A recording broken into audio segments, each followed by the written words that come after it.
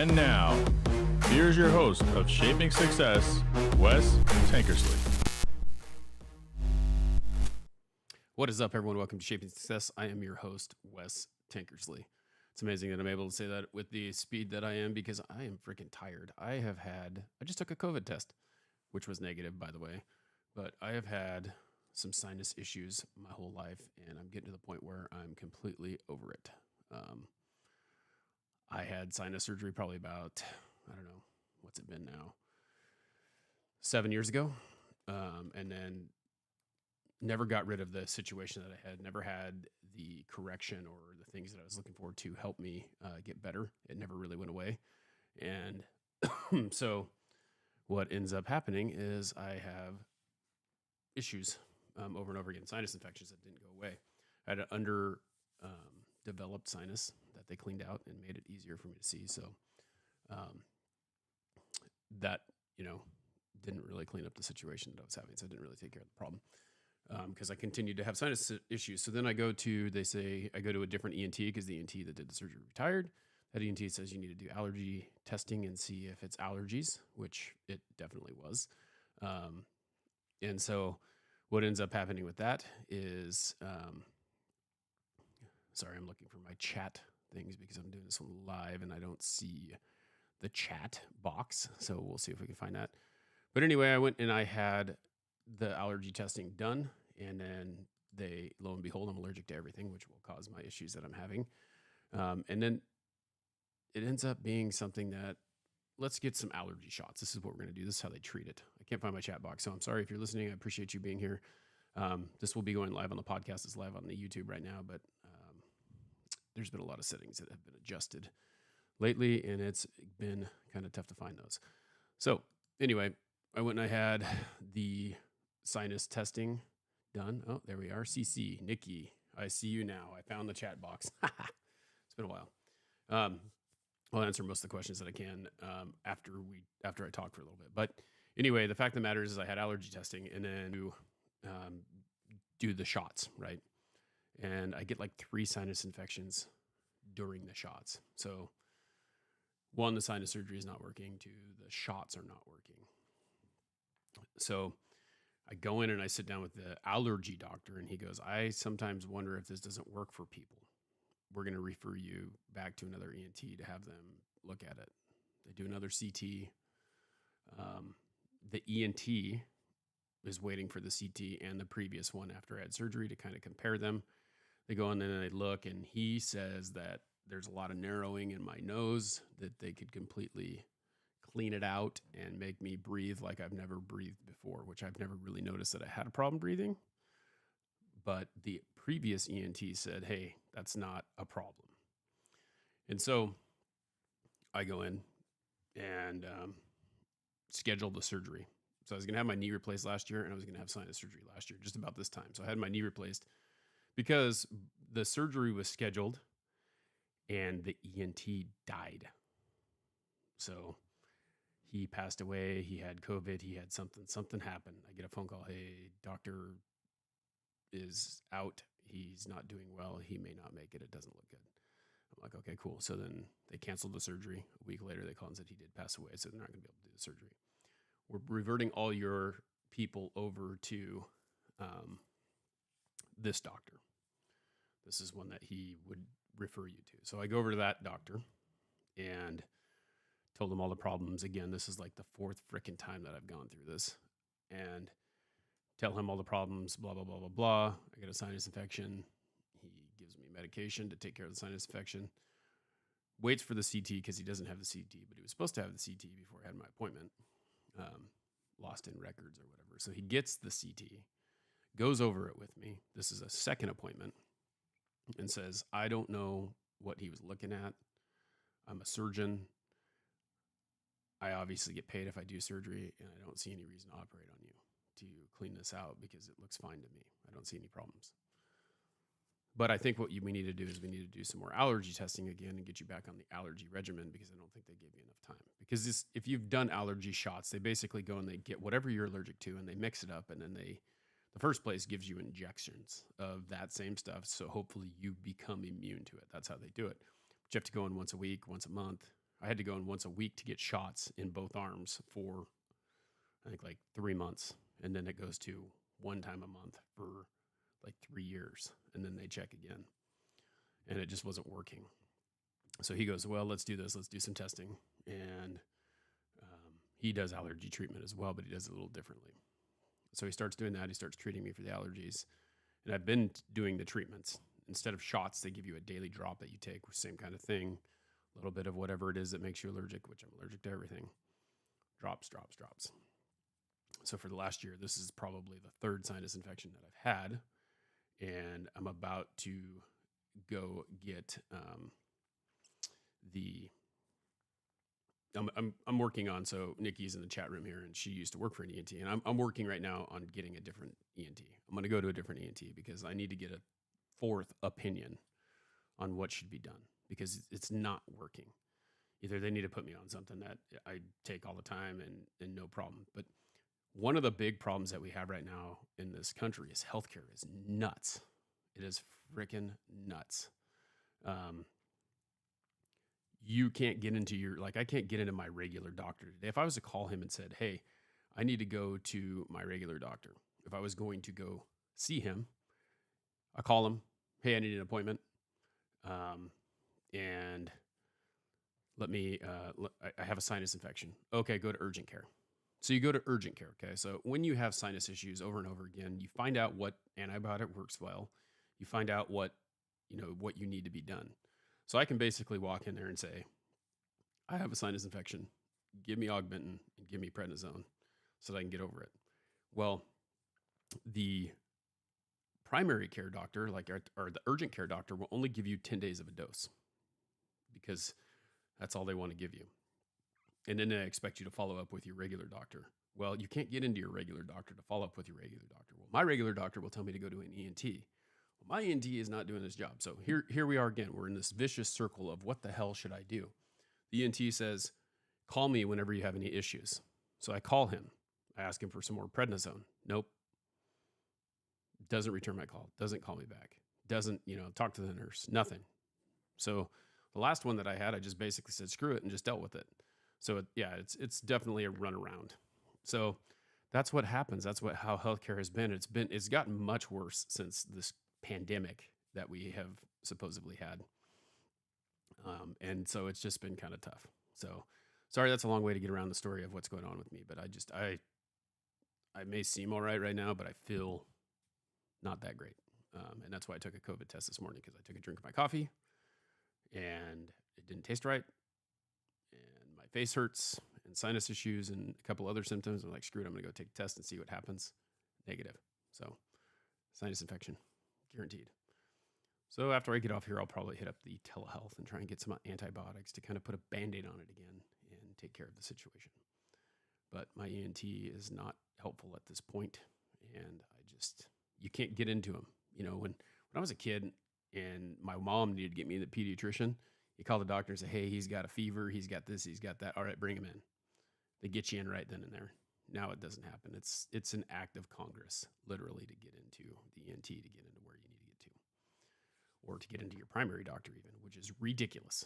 So, I had to schedule, it took 3 months for me to get a physical with him. So it's crazy. It's completely crazy. I wanted to talk about some other stuff today. You kind of know how I feel now, so we're great. And that's what's going on with me. I wanted to talk to you a little bit about Gen X, because I'm Gen X, and responsibilities and things like that, because I feel like we have a disconnect in the Gen X generation with responsibility. It was funny because my parents are boomers, right? Everyone's like, baby boomers. Well, they freaking ran this country. They put us on their back and took care of us, and they did all the things that they had to do. But one of the things that baby boomers did, in my opinion, and that I saw in my own personal setting, and this may be different in your setting, and very possible. But one of the things that they did was they were always telling you, you must go to college to be successful. I couldn't afford to go to college, so my parents didn't go to college. Some boomers did go to college, but my parents couldn't afford to go to college. They came from a working class family in, Central California that was into ag and into farming and into, like my grandfather owned a hardware store and a tire store and a liquor store and all these things. So like these were all the things that he did. He was like a true entrepreneur, which everyone wants to be now, right? They want to be an entrepreneur. But my dad went to go to college. He got married when he was 18 or 19. He's 18. I got married when I was 19. So kind of the difference between the generations. He got married when he was 18 and started to go to college. And then when he went to college, my mom got pregnant with my older brother. And that was the end of his college career. Went back and worked at the hardware store. He hated the fact that he didn't finish school. But we're all told that we have to go work for someone. This is the thing. This is the hardest part is we have to go work for someone who gives us good benefits, who give us a good retirement, and so that we're set for when the end of the career is. So we can just go sit down and do whatever we want, relax, and not do anything. That's kind of the way that I feel about it, okay? So my parents always wanted to give us a chance to have a college education. When I graduated high school, I had a scholarship to go play football at Southern Oregon University. Not a full ride by any means, and it was an NAIA school, so it was pretty small. And the amount of money that they were going to give me to play football to go to school was not very much, but my parents were like, well, they're giving you something. So I didn't have to pay for my student loans or whatever, it is what it is. It was a little bit of money to help me get through college. And I didn't see it that way. I didn't like that school. I didn't really feel like I felt like I was, number one, I thought I was better than what I was as a football player because I should have been playing at like a bigger school. But that's beside the point. So I wasn't going to go there. I decided not to go there. I went down to go visit my grandmother for the summer and worked in my grandfather's hardware store and met my wife, and we decided to get married instead of me going to go to Southern Oregon to play football. But I realized that I needed help. So in order to get that help, I had to go back to college up here. I had to move back from California and go to University of Idaho. My parents were going to help me go to school. So I did that. And I failed. I failed out. I never really felt like I was I wasn't a good student. And, that was it. But the fact of the matter was the responsibility of that situation never really was important to me because school wasn't that. So I ended up going and working manual labor for 11 years and realized that school is not really that big of a necessity, but also wondering in the back of my mind, should I have gone to college? Should have I pursued, teaching is basically what I was going into. I was going to be a teacher and an athletic trainer, not a fitness trainer, not a personal trainer, an athletic trainer. So like the doctor on the field without the doctor in it, the guy who tapes and wraps athletes and helps them rehab and things like that. So that was the goal, but then I didn't do very well and I was working part-time, and then I ended up working full-time for this company that I was working for. And I hurt my knee after 11 years of working there. My parents told me the whole time, you should have gone to college. You should have gone to college. You should have gone to college. Just like that. That's what it sounded like. And anyway, so I'm like, well, I hurt my knee. And the doctor says, hey, you either do something else, go get a desk job, or keep working here and have your knee replaced and then have another one and have another one. I'm like 26, 27 years old. And so anyway, I was like, I'm going to go back to college. I'm going to quit this job. I'm going to go back to college. I got a little bit of money for my knee because it was like the choice was do this or do that, and we'll give you a settlement. And so I got a little bit of settlement because I was injured at work, paid for college. I didn't spend the money wisely because I went to college. How about that? Let's say that. So I went to college and got 2 degrees and started teaching. And I got the degrees, and I was never fulfilled in what I was doing. I was doing all the things that my parents told me to do. They said, go to college, do this, do that. These are the things that are going to make you successful. And it wasn't. Those were not the things that were going to make me successful. So that's the hard part. So when I look at my daughter and she says, I'm going to go do this and I'm going to go do that and I'm going to go do this, and I say, my thought process has changed. My parents always said, you got to go to college. You got to go to college. And this is a long way to get to what I'm about to tell you. But the fact of the matter is that is not that important to me. And I'm going to make people mad when I say that, but it isn't. It's like we all were told we had to go to college, and now we're losing all these people who know how to do the other things that you didn't have to go to college for, or they go to college and end up not using their degree because it's not necessary for what they want to do. What's fulfilling, what makes them happy, what makes them successful in their mind. And that's really the important part is you have to be willing to do whatever it is make yourself happy. But with that, we get this generation that's coming up now. And I see this in my older brother, and he doesn't listen to this podcast, so it's not going to really matter. Or maybe he'll yell at me. Maybe he does listen to it, and I don't know. But like, now I've got this degree, and I want to give my kids everything that I did not have. Okay, so this is where the responsibility portion comes in. I want to give them everything that I did not have. So I think of myself, and I buy things for myself that I never could have had when I was a kid because my parents couldn't afford them. So I got a bunch of Jordans over there in the closet because my parents couldn't get them, and I had to wear just the regular Nikes like most people. But there was a few people whose parents made a lot of money, and they had the newest pair of Jordans, and they had this and they had that, and you're always envious of those people because they had stuff that you didn't have. Did you need it? No, not necessarily. But as a young kid, those were the thoughts that went through your head, right? You're thinking about like all these things that this is what will make me happy, right? And I do like shoes, and I think they're cool. And I just, when I was a teacher, I was able to wear a different pair of shoes every day to school, and everyone thought that I was cool. And they always thought that the shoes that I had on were like, oh, look at those Jordans, or look at this and look at that. And that was kind of the gist of that deal, though, right? But we also have, we also have all that situation. So we're giving those responsibilities. So now if my parents, so this is where the responsibility thing comes in, because I watched my daughter do this. The first time that something lasts you a very long time, like I'm talking about those shoes, right? I can remember the first pair of shoes I ever bought with my own money. And I remember how long those shoes lasted me. And I'm surprised I still don't have them, because this is what happens when you as a parent buy something for a kid and you don't let them earn it, or they don't have any responsibility for it. They don't really respect it. And I watch that with my daughter. I watch it with her with headphones. Okay. So this is a really simple thing, but I have probably bought my daughter 7 or 8 sets of headphones in the 9 years that she has been in my house. Okay. Been alive, been here. Headphones. So she gets a set of headphones for her iPad, and I give them to her. She's a little kid, she's 2 or 3. She's watching TV on her iPad or whatever. She doesn't take real good care of her headphones. She breaks them, she bends them. Okay. Get a second pair to replace the first pair. 3 months later, broken again. And this is just a repeating habit. Over and over again, she breaks them because she doesn't respect them, because she didn't pay for them, because she didn't have to use her own money for it. And we continue to get her whatever she wants, and it drives me nuts because I don't think so. I mean, she's got so many damn toys here that I never had. Like we had like 5 or 6 toys in the toy box that we used all the time. We went outside, we played, we went and did all these things that we don't expect our kids to do anymore, because all she wants to talk about is getting a damn phone. That's it. That's all she wants to talk about. But I think we need to get back to that. I think we need to get back to making kids responsible for their things, and maybe most people do that.